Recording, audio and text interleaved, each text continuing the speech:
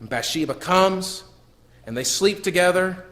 And then, of course, what happens here is because she had been in the process of purifying herself from her uncleanliness. It's a time when she is particularly fertile, and so, of course, she gets pregnant. And she sends word to David, I'm pregnant. And now David's sin has a very public consequence. Uriah is going to notice this eventually. And David's got a dilemma on his hand. His sin now will be found out. And so at this point, he could have confessed. He could have brought his sin to the light. And something could have been worked out between Uriah and David. But David didn't want to do it. David wanted to continue to conceal his sin. And so he moves on with further sin. And here's where we see the second point about sin, is that sin is progressive. Do not think that you can just sin in one area and that's going to be it. I know people point out the hypothetical situation all the time when they're talking about the justice of God. What if there was some little boy somewhere that had only ever committed one sin? Would God send that person to hell? Well, that person doesn't exist because nobody just sins once. It's a hypothetical question with no basis in reality. Sin is always progressive. Sin always begets more sin. We have to sin to cover up our other sins. That's oftentimes why we lie.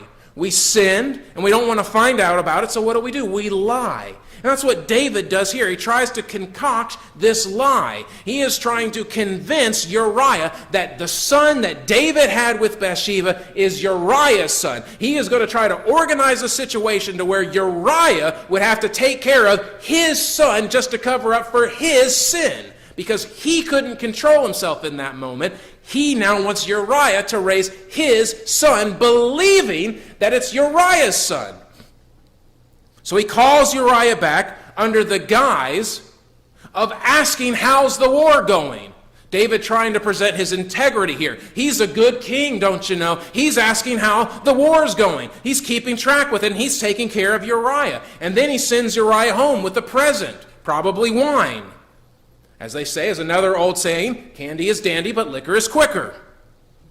And so he sends Uriah home with this gift, hoping what? That Uriah will go home, he'll sleep with his wife, and then when Bathsheba gives birth, Uriah will think that his kid, David's son, is actually Uriah's son. But Uriah is an honorable man. To add further insult to injury, Uriah won't go home. Uriah says to David, the ark of Israel and Judah dwells in tents. And my lord Joab and my fellow soldiers, they're out camping in the field. How can I live at home in comfort? How can I go and sleep in a bed in comfort, knowing that my men and the ark of the Lord is out there in the fields? I wonder if David thought about when Uriah told him this. If he thought about when we talked about a couple of weeks ago when he said, how am I living in this great palace? And yet the ark of the Lord is in a tent. I wonder if David thought about that. Here Uriah demonstrating the same righteousness that David himself once was holding to. So David compels Uriah to stay. He invites Uriah then. He tries to get Uriah drunk, and he does succeed in getting Uriah drunk, and yet Uriah still will not go home and sleep with his wife. And so now that the deception cannot be made because Uriah will not cooperate, David then comes to the next conclusion. Uriah has to go. In order to cover up his sin, in order to conceal his sin, Uriah has to go.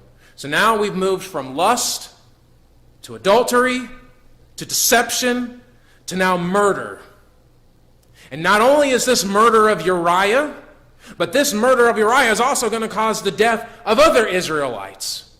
David sends a letter to Joab and gets Joab involved in this sin as well, which also shows what about sin? That our sin, the consequences for our sin, do not just affect us alone. They affect those around us, not just our loved ones, but people that we don't even know. You don't know the reach that your sin can have.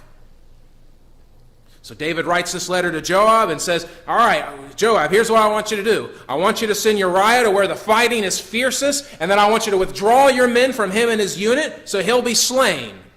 So Joab knew that David was setting Uriah up to die. Joab goes along with it. He doesn't know what's going on, but he follows orders. And not only is Uriah killed, but some other men of Israel are killed as well from the archers on the city shooting down at them.